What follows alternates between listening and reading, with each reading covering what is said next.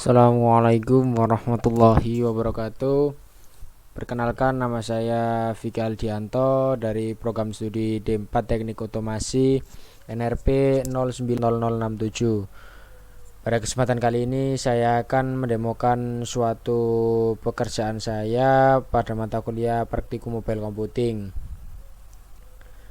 Baik, Pada video ini saya akan menjelaskan mengenai cara mengoneksikan React Native dengan Rapid API. Oke, sebelum saya menjelaskan, hanya dulu karena di sini juga akan dijelaskan mengenai langkah-langkah atau software-software yang harus diinstal pada laptop. Di sini setelah membuka website React Native, teman-teman pilih Environment Setup, kemudian pilih pada setting up the development environment, dan nanti di sini kan defaultnya di sini pada tab Expo CLI Kickstart. Nanti silakan dipindah ke React Native CLI Kickstart. Di sini silakan sesuaikan dengan OS dari laptop yang digunakan. Di sini karena saya menggunakan Windows, jadi saya pilih Windows. Kemudian target OS atau yang akan software yang akan dibangun yaitu Android. Yang pertama di sini kita harus menginstal Node dan juga JDK. Untuk Node-nya bisa diketikkan saja Node.js. Nah, ini diklik, kemudian download recommended for most user, atau juga bisa mengikuti langkah-langkah yang direkomendasikan di sini, yaitu menggunakan melalui Chocolatey. Tapi di sini sebelumnya saya sudah menggunakan melalui website, jadi saya download dan install secara manual. Kemudian JDK-nya juga sudah saya install.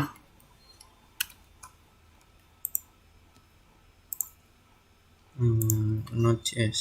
Nah, ini Node.js-nya sudah terinstall versi 16.15.1. Kemudian JDK-nya ini versi 17.0.2. Selanjutnya yaitu menginstal Android Studio. Di sini Android Studio-nya juga sudah saya install. Ini sudah saya jalankan ya. Di dalam Android Studio ini sudah terdapat Android SDK Platform, Android Virtual Device, dan ada ini ya, salah satu settingan yang harus di play untuk mendukung virtual device-nya. Kemudian tutorial install the Android SDK-nya sebagai berikut. Ya, ada tambahan pad yang harus disetting. Di sini saya juga sudah men-settingnya, jadi langsung saja saya cekkan ya melalui sini. Nah, ini get children. Ini saya buka melalui PowerShell.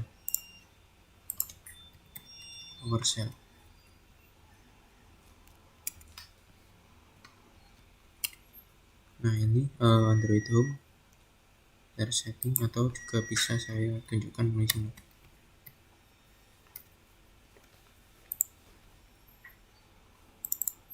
Nah, di sini ya padnya Android SDK Platform Tools sudah saya tambahkan, dan juga yang di sini padnya Android SDK Platform Tool.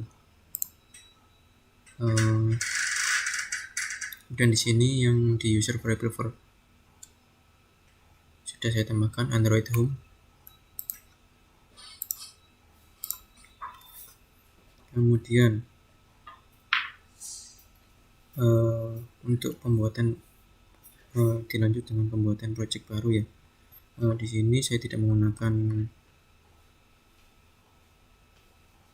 kelanjutan dari tutorial di sini, tapi saya langsung mengalihkan ke sini Expo CLI. Jadi kalau di tab Expo CLI ini tidak ada tutorial untuk menginstal Android Virtual Device-nya. Di sini saya sudah menginstal Expo CLI dan juga ini program project yang sudah saya buat. Namun di sini saya akan coba membuat baru lagi. Jadi saya buka VS Code. Oh ya, tambahan lagi. Jadi selain Node.js dan Android Studio, teman-teman juga harus menginstal Visual Studio Code. Dan ada satu lagi yaitu komponen pendukung, ya kalau tidak salah Git. Nah ya, Git.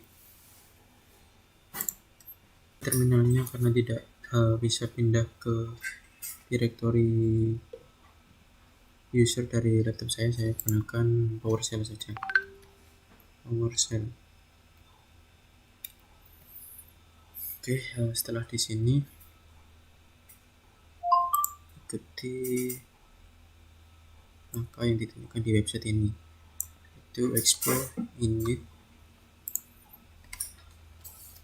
Nah, nama projectnya di sini saya namai app my application. Oke. Kemudian pilih template yang digunakan, bisa blank dengan tipe script dan juga TypeScript. Nah, di sini saya pilih yang blank saja. Oke, ini downloading template.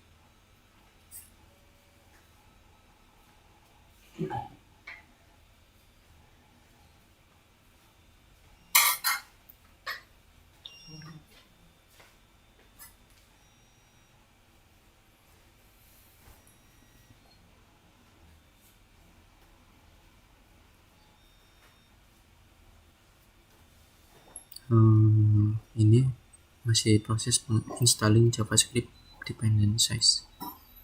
Perlu diketahui, jadi di sini untuk pembuat create new projectnya harus terkoneksi dengan internet, karena template-nya ini harus di-download terlebih dahulu. Oke, create new projectnya sudah selesai. Di sini sudah ada perintah ya, sudah ada contoh komennya yang ingin digunakan itu. Di sini ada perintah cd my application, ini ditulis terlebih dahulu. Kita memindah direktorinya. Oke, jika sudah seperti ini, dapat kita pilih kita ingin menjalankan aplikasinya melalui Android, iOS atau web. Karena di sini saya inginnya melalui Android, jadi saya ketikkan yang npm dan Android. Di sini agar lebih cepat ya, nanti proses load aplikasinya saya running secara manual APD-nya. Jadi untuk membuka device manager ada di more action, virtual device manager. Nanti jika sudah diklik seperti itu, maka akan muncul tab window baru seperti ini. Selanjutnya nanti bisa di play di sini. Apabila teman-teman belum ada device-nya, bisa teman-teman tambahkan terlebih dahulu melalui create device. Untuk tutorial create device-nya dapat teman-teman search di Google atau mengikuti langkah-langkah yang ada di React Native, website React Native. Tepatnya di bagian React Native CLI di Android setting. Nah, ini SDK Manager, virtual device. Nah, di bagian sini. Oke, ini sudah running ya. Nah, ini state akhir dari program saya close dulu.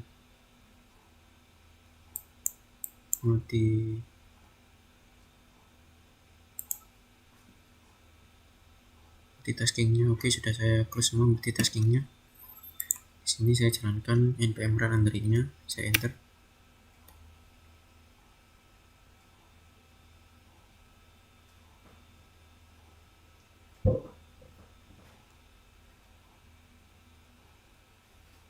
Oke.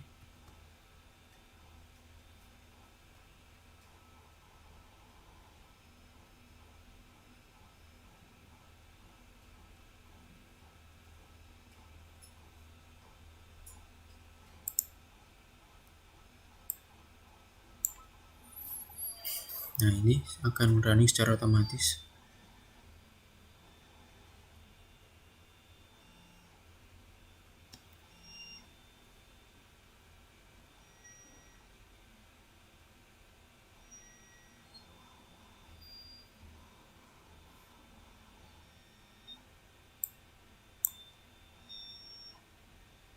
Oke, proses bundling.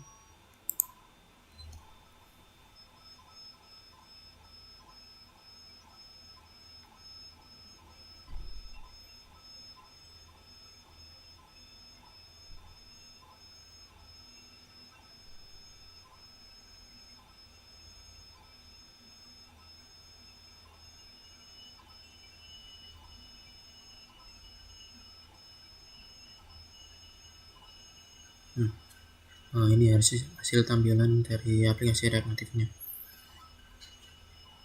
Tentunya jika kita ingin mengubah atau mengedit aplikasi React Native-nya, ketikkan sebentar, ya harus di-close terlebih dahulu, atau bisa di-running melalui terminal yang ada di VS Code. Di sini ini dirubah cd nama projectnya my application.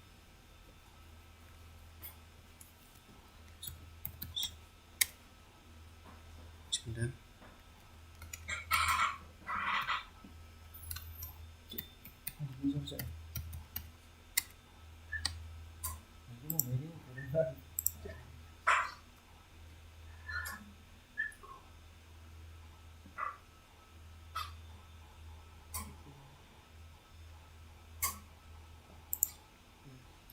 Sebentar, ini ada sedikit trouble.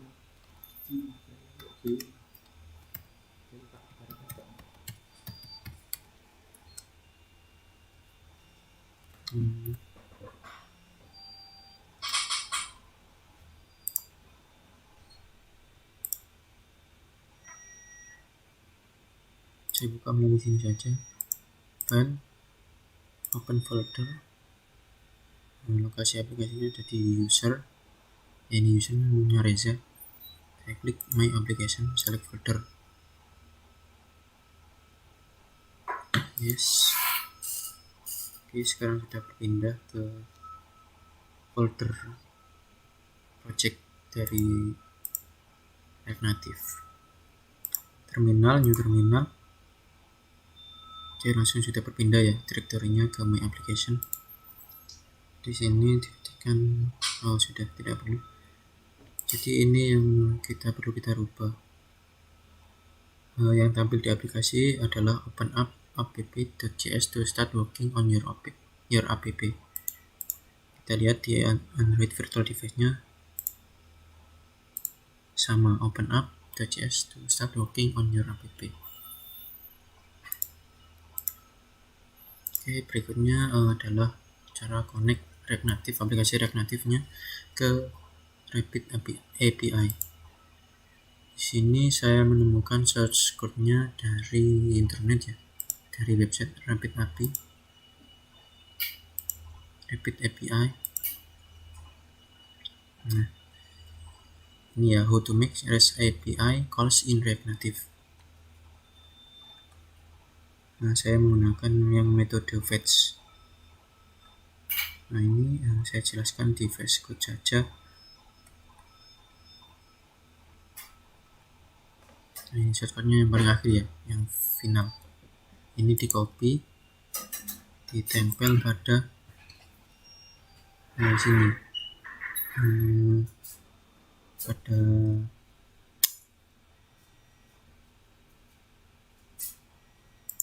ekstensi yang app.js. Ini di Ctrl Alt delete, kemudian di paste. Oke, baris pertama import status bar from expo status bar. Nah, ini maksud kodenya adalah mengimport komponen status bar ya. Kemudian baris kedua import React from React. Nah, ini mengimport library React dari folder React. Kemudian import style sheet text view touchable highlight from React Native. Nah, ini mengimport komponen dari folder React Native. Kemudian diekspor default function app. Kemudian baris ke-6 let quote set quote. Nah, ini untuk mengset karena ini aplikasi yang mau saya konekkan sama Rapid API. Rapid API-nya ini tentang quote. Jadi di sini di setting quote, sumbernya nanti pembuat quote-nya siapa. Kemudian baris ke-9 const fetch API call. Nah, ini untuk memanggil API-nya. Di sini halamannya sudah tertera ya HTTP. Jadi saya menggunakan API dari quote. Jadi teman-teman harus membuka website Rapid API, kemudian login, dan apabila belum punya akunnya, teman-teman harus mendaftar terlebih dahulu. Di sini pada search engine ketikkan quote. Nah, pada sub yang paling awal ini ya, yang quotes paling awal ini diklik, ada gambarnya pohon dan kursi. Quotes by Martin Svoboda ini ya, ini free. Nah, ini dicocokkan terlebih dahulu. HTTP quote fetch-nya https quote 15.p.rapidapi.com. Coba ya, di sini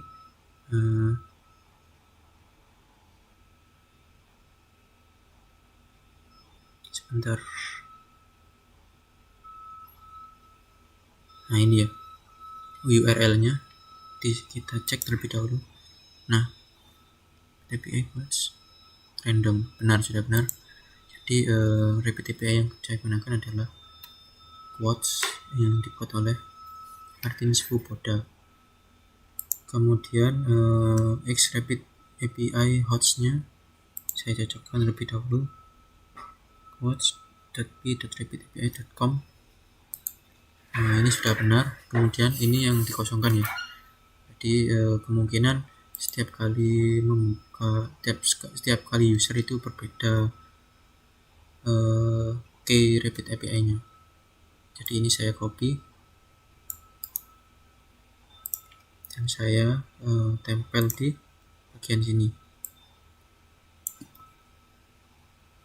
Kemudian then response pada 17.18 ini untuk menampilkan respon dari komunikasi dengan Rapid API. Dan jika nanti responnya error, maka akan tampil log error. Kemudian ini baris 27 hingga 43 ini untuk membuat style-stylenya ya. Ada style, container, title, kemudian ini touch icable. Apabila ditekan nanti apa yang harus dilakukan di sini ya, nanti yang ditekan adalah harus memanggil API-nya. Kemudian style button-nya, kemudian style teks yang ada di button-nya. Kemudian ini menampilkan quote-nya dan sumber pembuat quote-nya. Kemudian baris 45 hingga 65 ini untuk mengatur desain dari style-style yang sudah dibuat, seperti container, title, button, dan button text. Oke, di sini akan coba saya running. Ini saya save terlebih dahulu. Maka, nah ini sudah berubah ya. Sebelumnya tadi hanya tampilannya open app.js ya. Sekarang sudah ada tulisannya native API calls. Nah, ini saya akan edit.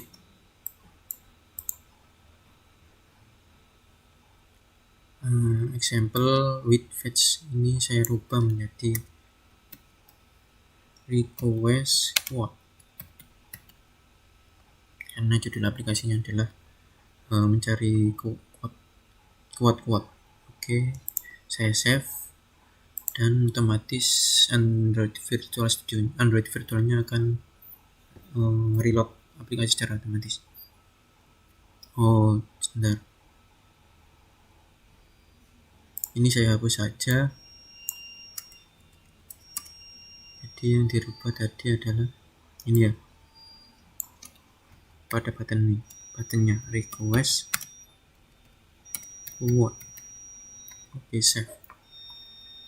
Nah, berubah.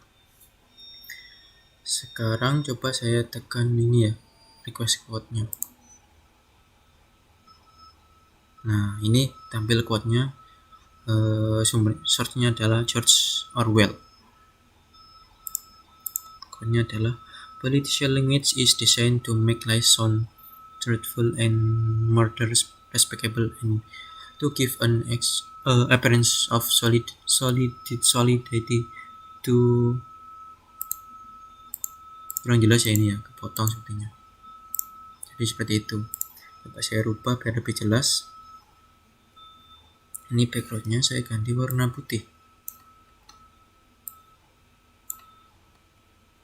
Oke.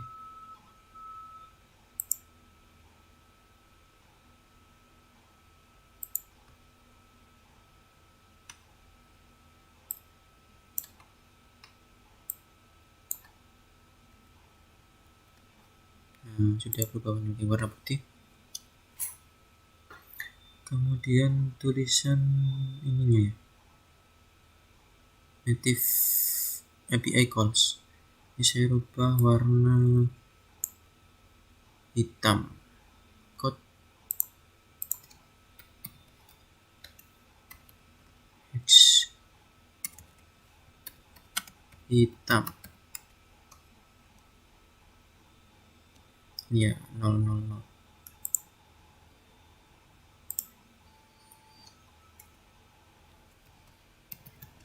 Oke, saya save.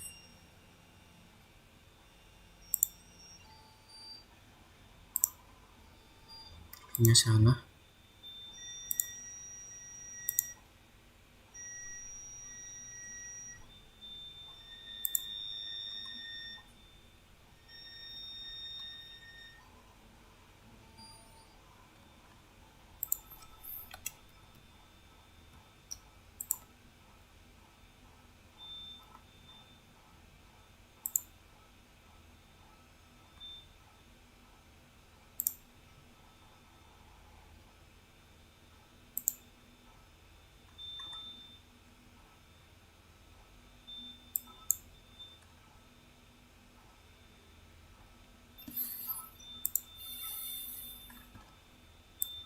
Bentar, saya search terlebih dahulu ya.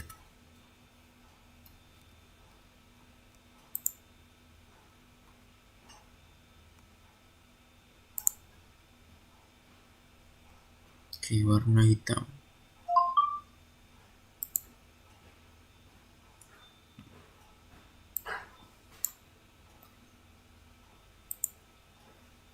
Tempel pada bagian sini. Save. Oke, masih belum tampil. Oh, pada bagian title.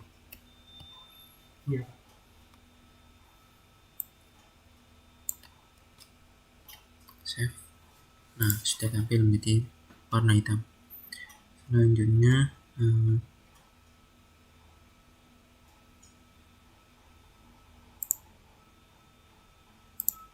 saya rasa cukup ini saja ya yang perlu dirubah. Sudah jelas karena tampilannya. Kemudian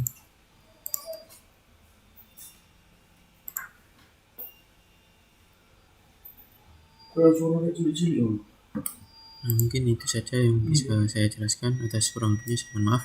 Assalamualaikum warahmatullahi wabarakatuh.